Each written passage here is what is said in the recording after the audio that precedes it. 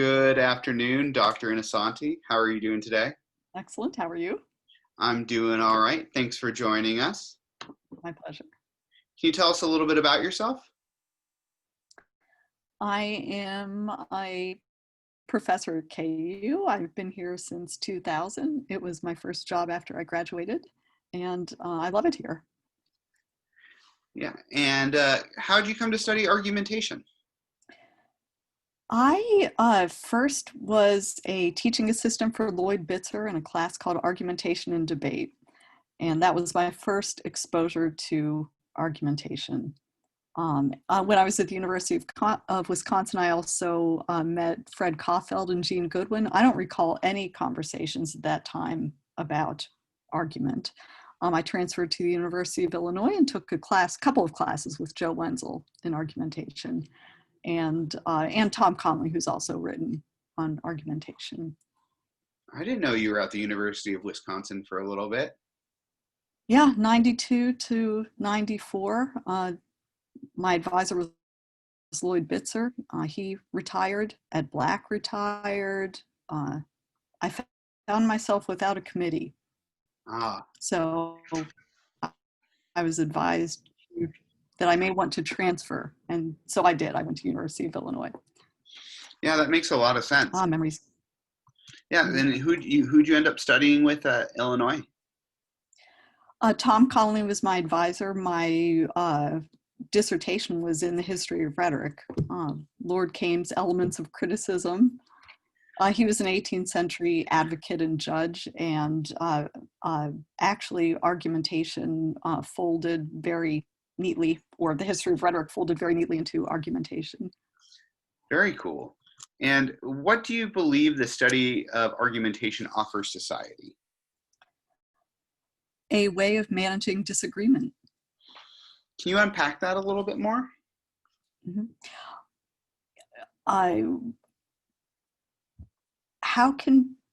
The question is, how can we manage disagreement? There are all kinds of things we can do. We can liquidate the opposition, for example. That is extreme. Have you been watching Judge Dredd? No, I haven't.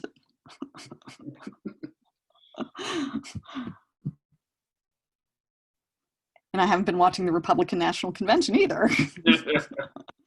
Liquidating the opposition, that is a way to manage conflict and disagreement. Ignore the opposition. Another way to manage it is to exchange reasons. So I think that is a really important activity.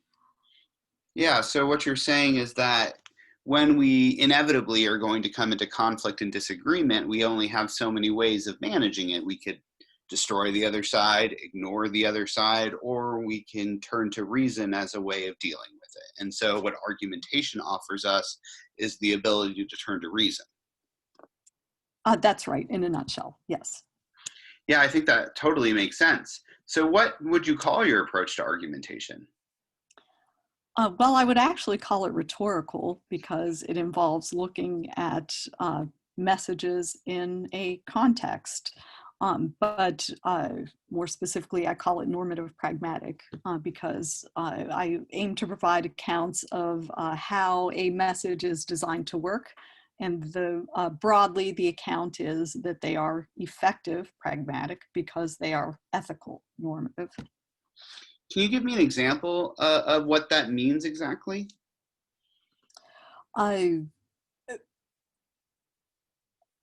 Okay, gosh, how to do this in an abbreviated way.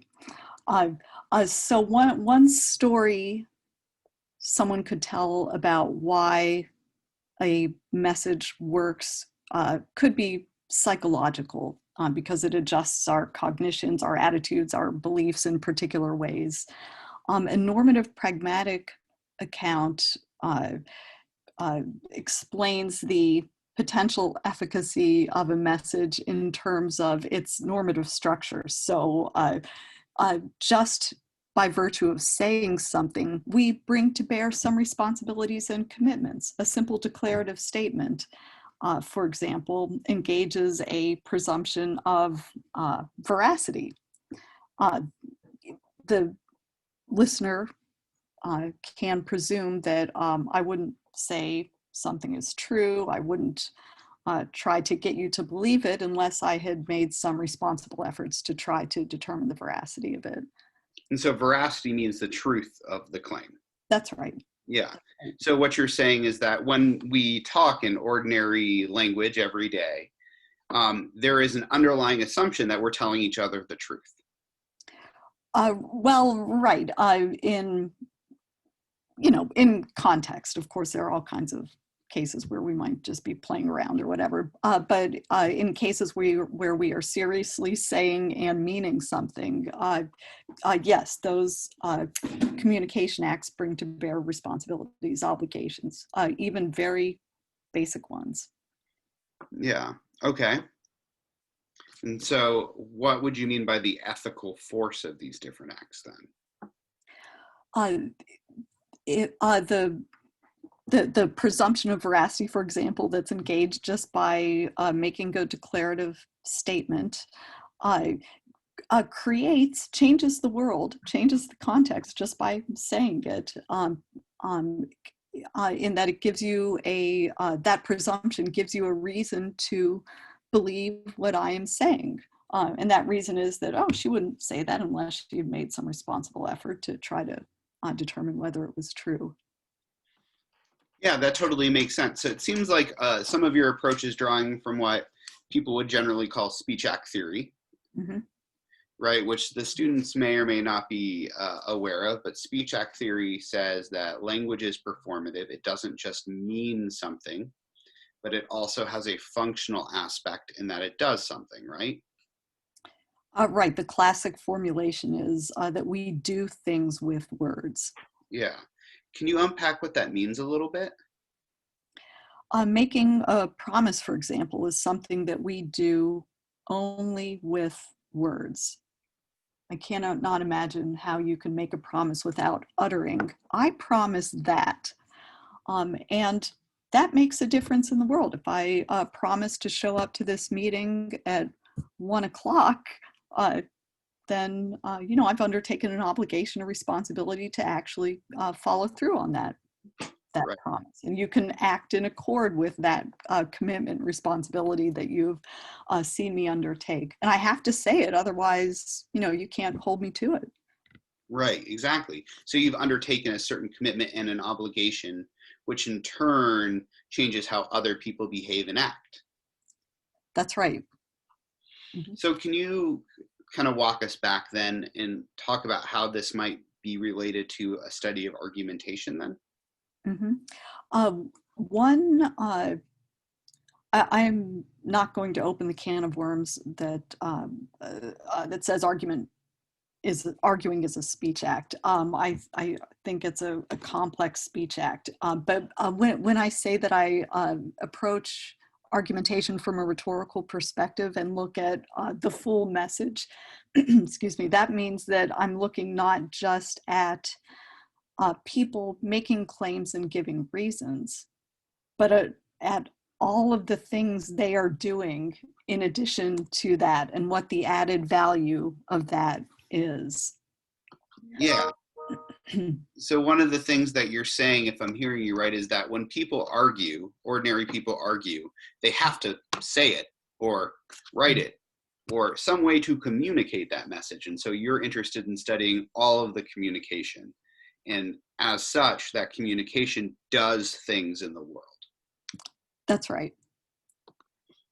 Yeah, I think that makes a lot of sense. So for instance, there's a lot of different ways that one can communicate, and those actions might do things in the world, and that you're interested in different strategic ways that those can be designed to, increase or decrease the likelihood that someone might accept or not an argument.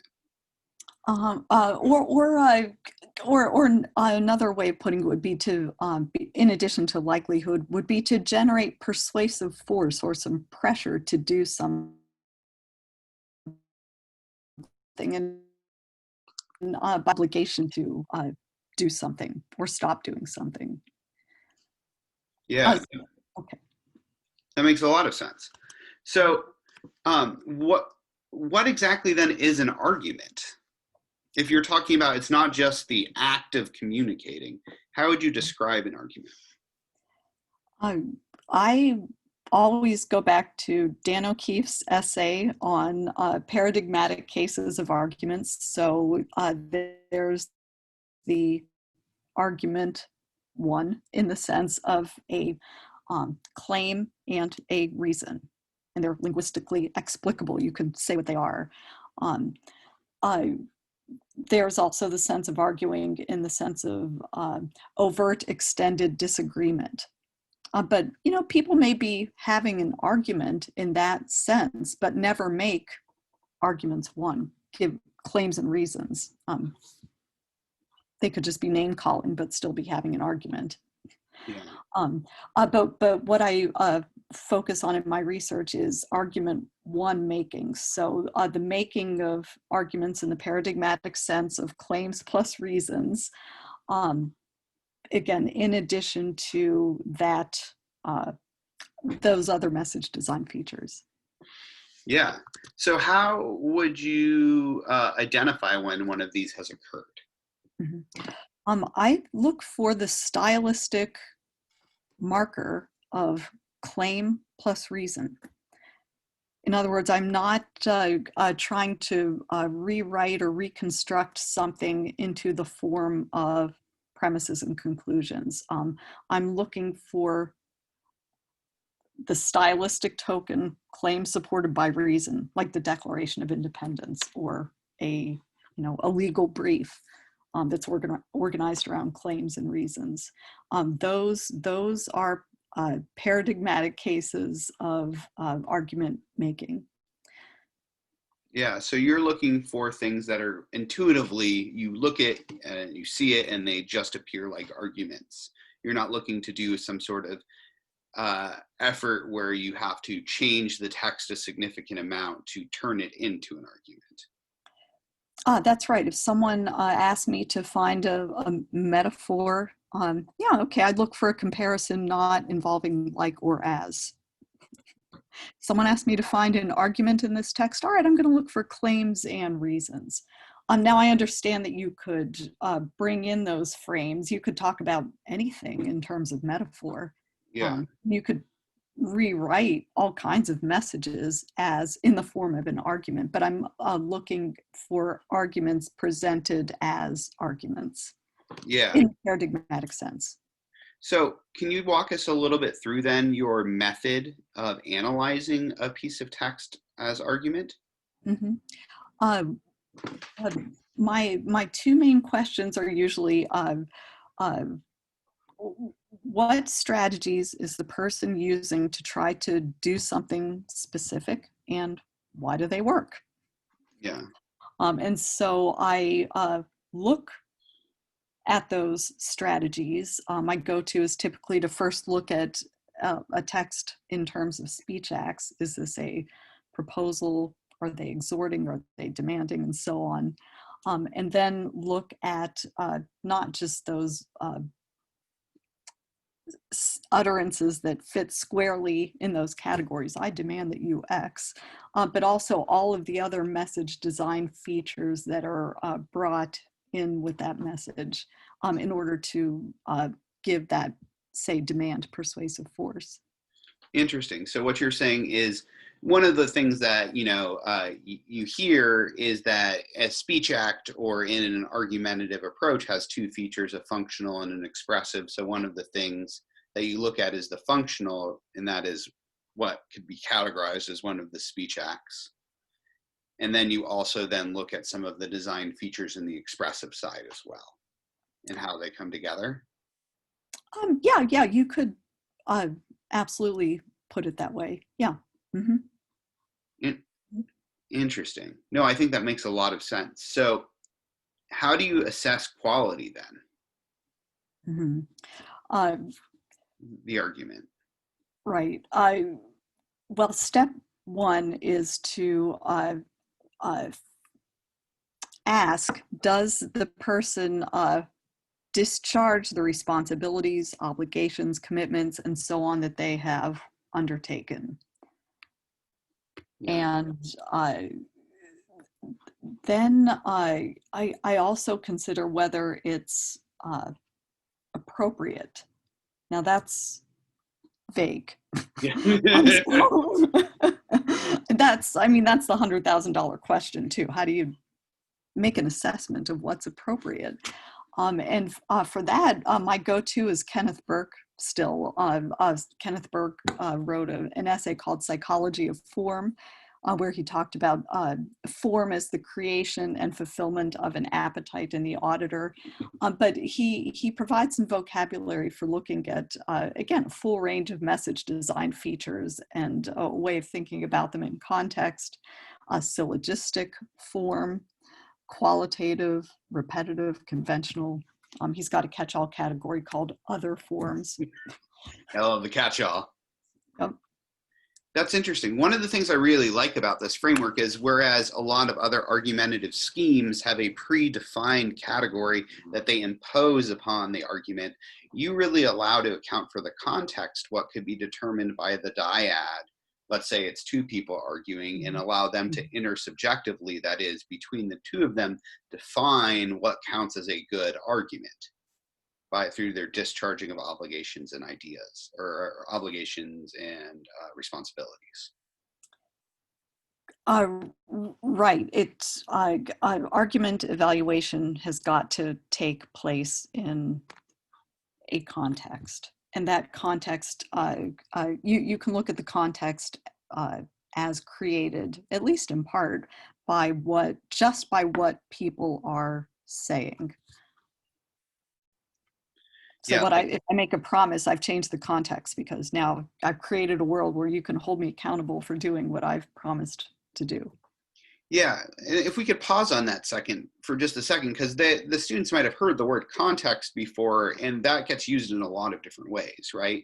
I think the idea of context as an imposed set of constraints from the institutional level, like, let's say, a legal context, a medical context, is different than the way we're using context here, which is something that is totally determined by our conversation, more something akin to like a discourse space, right? That is unique to you and I. That's right. That's not to deny that other elements of context aren't relevant, but they're a lot of times kind of given and beyond our control. We didn't set up the rules for how this court of law works, for example, but we may be, to use the pragmadialectical term, trying to strategically maneuver among those rules, regulations that exist.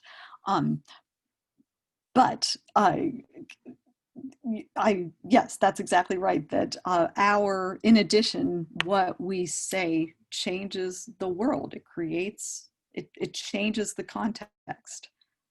Which is so cool to think about, right? We often think about language as a narrow instrument or the hypodermic needle, but when you recognize that your speech act actually has this sort of power to compel, when you can undertake obligations and that you can put them on others, I think that's really kind of cool. I was wondering if you might have an example that we can walk through one of your ideas with the students to demonstrate how you might think of a normative pragmatic model.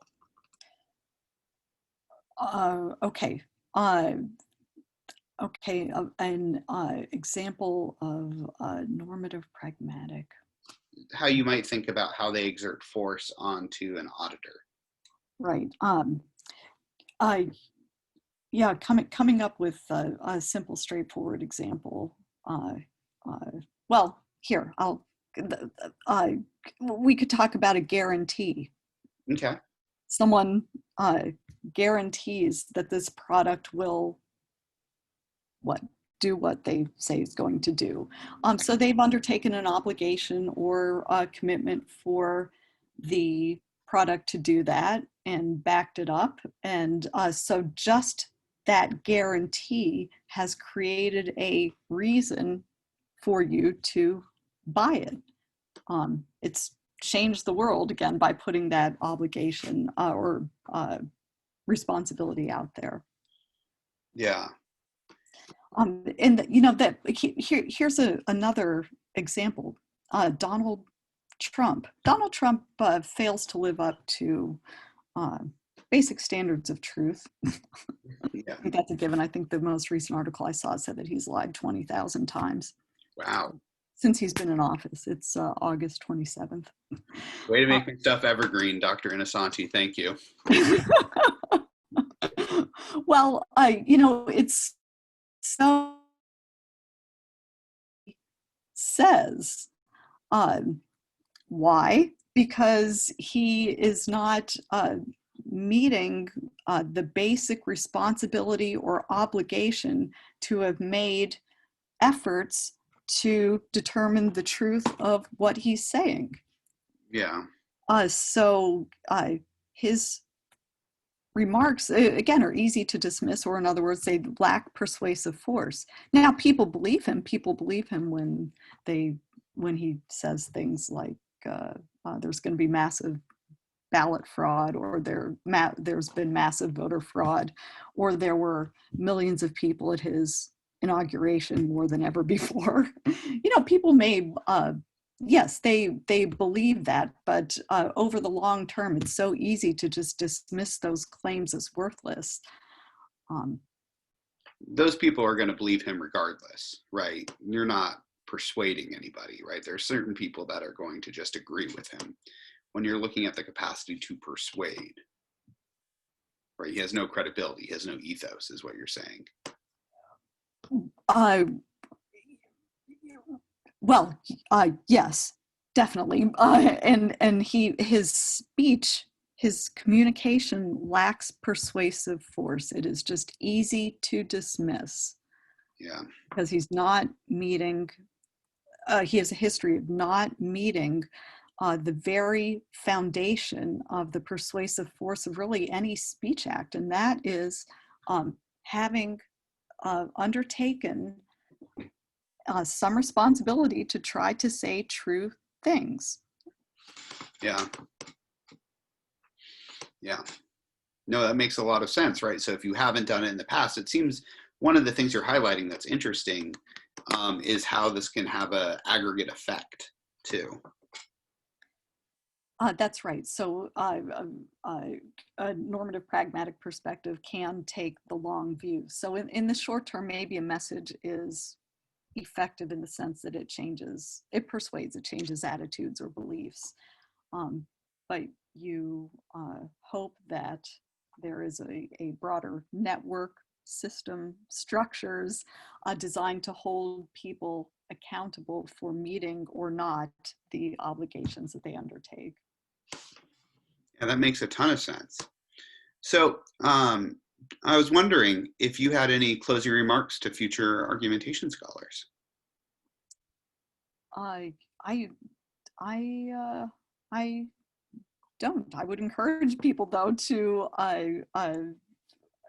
keep in mind that argumentation is a special kind of activity, and so not everything is an argument. You can talk about it that way, but the exchanging of reasons is a very special, unique kind of activity that's worth examining in its own right. Yeah, a lot of people like to call everything an argument, and everything is not an argument. Right. I mean, you could call it that. You could call everything a narrative. You could call everything a metaphor. And yeah, I mean, you can look at it that way, and that can generate interesting insights.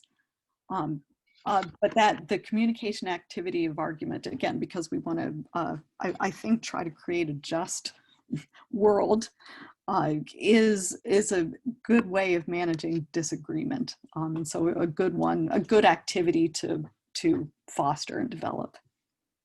Yeah, I think that makes a lot of sense. Well, I really appreciate your time today. I appreciate the chance to talk and yeah, spread the word a little bit. Have a lovely day. Thank you. You too. Cheers. Cheers.